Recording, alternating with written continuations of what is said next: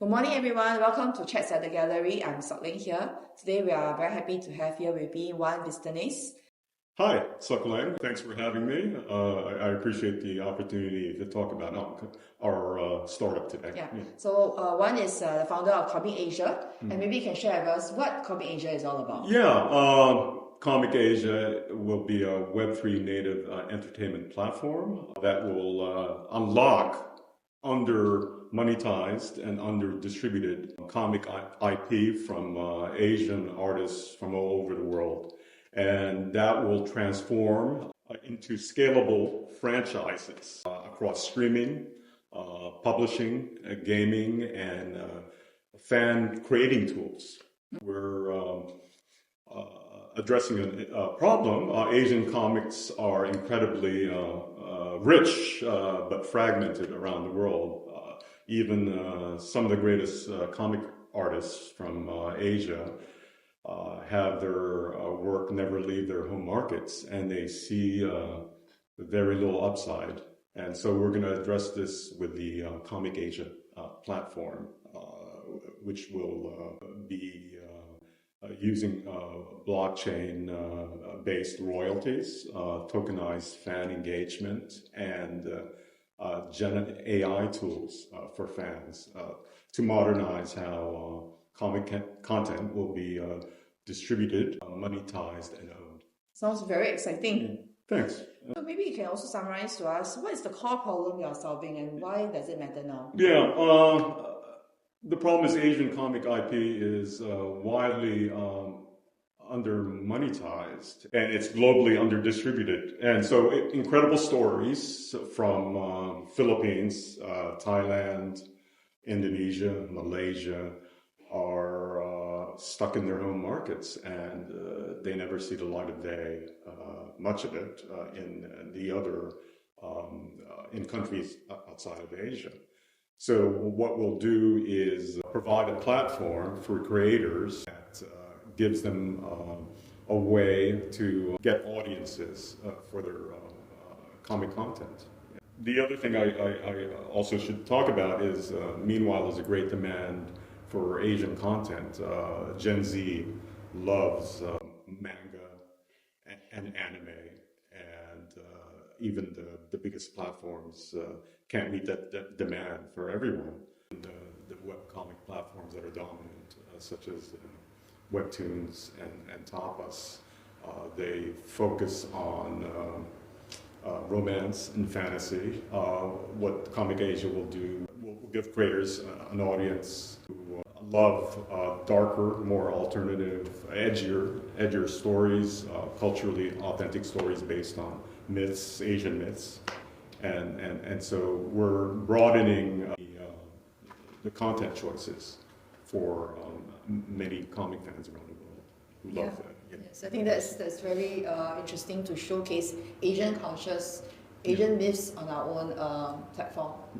Yes, I'm excited about that. It gives artists an opportunity, Asian artists an opportunity to finally get that exposure that they deserve, especially those who have been doing great work over the years and have never gotten the recognition that they deserve. So what is the traction so far, and what are you learning from your users? Oh, this is a great question. We built a VOD prototype, and that has garnered 5,700 early opt-ins, and actually validates the demand for Asian niche content. Our first graphic novel, Dracula Rising Sun, made more than $1,500 worth of sales at our first market, LA Comic Con. And what I learned from going to that convention was that comic fans are hungry for fresh, authentic content, something beyond the usual fare from, let's just say, Marvel and DC that focus on superheroes. And so what we'll do is, provide a way for the fans who love costumes. What I saw at the booth was they came with costumes, and so you mean the cosplay? Yeah, cosplay. Their love of cosplay kind of gave me an idea that fans of comics want to be a part of comics. And so that's where our ICE app comes in. It's a Gen AI app. We call it ICE because it stands for Immersive Comics Experience. And what that'll do is we'll take a static panel of comics. Users, subscribers will be able to upload their own faces, headshots, and the app will replace the faces of the characters in the comic books, and also their voices will be cloned, and so they'll be speaking with their own voices. They can choose their own dialogue track, and it'll be gone through a motion comic video generator. So at the end, they'll have a motion comic video of one comic book page. They're the characters, they're the stars, their voices, their music, and they can post it on TikTok or whatever social media. That's so cool. They're huge fans on. So I'm excited about that, and so is our CTO, Kok Young Cha, who's based in Singapore. Yes. Yeah, but that's so exciting to be able to see yourself in a comic that you are reading. Yeah. Also, the whole trend with younger comic book readers. Comics it's a static art form, and to generate more interest in comics, you have to use video in a way that engages the user, engages the subscriber, engages the audience, and make it participatory, and cosplay gave me that idea. Yes. Why do you feel that you're right founder for this, and what gives you the edge? I've had more than 20 years of international film and TV sales experience, and so I've acquired content. I've licensed films and TV programs to Europe, Asia, North America. I guess I've done this, sold to every continent except Antarctica. I just haven't done that one. Maybe?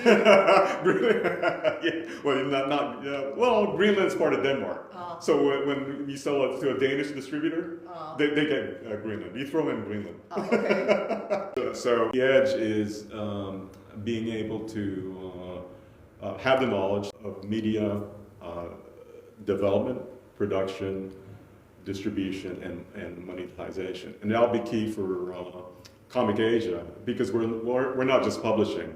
We'll be doing streaming, we'll be doing gaming, and with a bit of luck, some of our content will have so much traction that a studio will want to make a movie out of it, and that's when you have a blockbuster type of franchise. Yeah, but I also feel that ComicAsia is very personal to you. Yeah, the reason I founded ComicAsia was to reconnect with my Asian roots. My family immigrated to the United States when I was a child, and I kind of got, I don't know, like a lot of immigrants, I just focused on being Americanized and kind of melting, being part of the big melting pot in the U.S. So the wonderful thing is, with my desire to reconnect, I get to also meet and work with artists, Asian comic artists. I went through that part of the process, creating Dracula Rising Sun, our first graphic novel. We brought in Filipino artists based in Manila.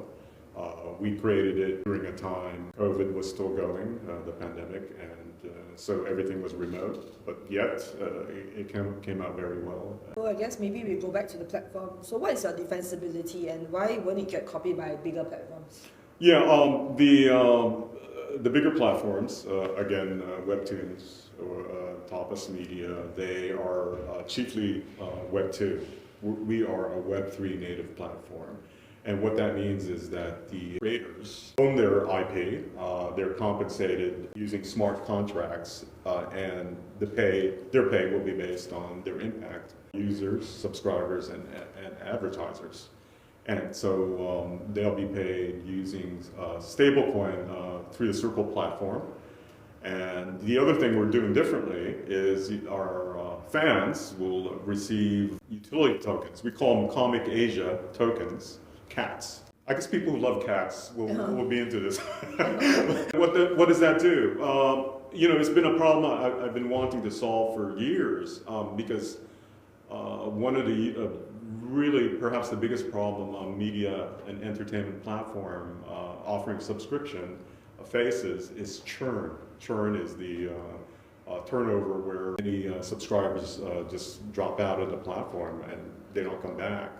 And one way we would address this is through CATs, ComicAsia tokens, which we give to the subscriber with every monthly payment for free. And what they can do with those CATs is to redeem them for premium content, goods, and services. So what does that do? There's a principle of reciprocity in sales, meaning if you give something to someone, they feel a need, an obligation to give back or to be more loyal. And also what they can use the tokens for is perhaps they accrue a certain amount and then they get a free month subscription. So that's the easiest example of redemption. The third part we're offering as far as defensibility is our Gen AI tool, which I mentioned before, ICE, immersive comics experience. And the process itself, I believe, will be patentable. These pieces in the solution will be open source. We'll take open source, but the process itself, how it works from the beginning to end, will seek USPTO patent protection. May I know what's your long-term vision and what's the next milestone you're focused on? I would love for ComicAsia to be known as the studio for Asian comics, just like Marvel is known for being a studio for their intellectual property. We'd like to be known as the place where Asian creators, artists feel comfortable and want to be with us because of our transparency. So that's a long-term vision because building trust through blockchain royalties, base royalties, and smart contracts will take time. But I believe over the years they'll see us as a place to do business and feel safe with their IP, with the art they've created. Yes. The next milestone? Next milestone. Okay. Well, we're raising 660K US for our seed round, and at the moment we have 300 to 400K letter of intent from a German media tech VC fund, entertainment IP, and so we're looking for a co-investor. I think we'll be on our way once we secure our funding to become the Marvel for Asian comics worldwide. Yeah. Sounds very exciting, and I really think that it's inspiring to have a studio for Asian comics. Oh, thank you, Sok Lang. I appreciate that. So we look forward to your success and the platform's success to bring Asian comic artists to international stage. Thank you, and I appreciate the time you spent with me today, Sok Lang, letting me discuss ComicAsia and what we plan to do. Chats at the Gallery is a interview session where I invite experts to share their expertise in an art gallery, because after all, life is about art. So I thank Juan for joining us today, and we look forward to the next episode of Chats at the Gallery. Thank you.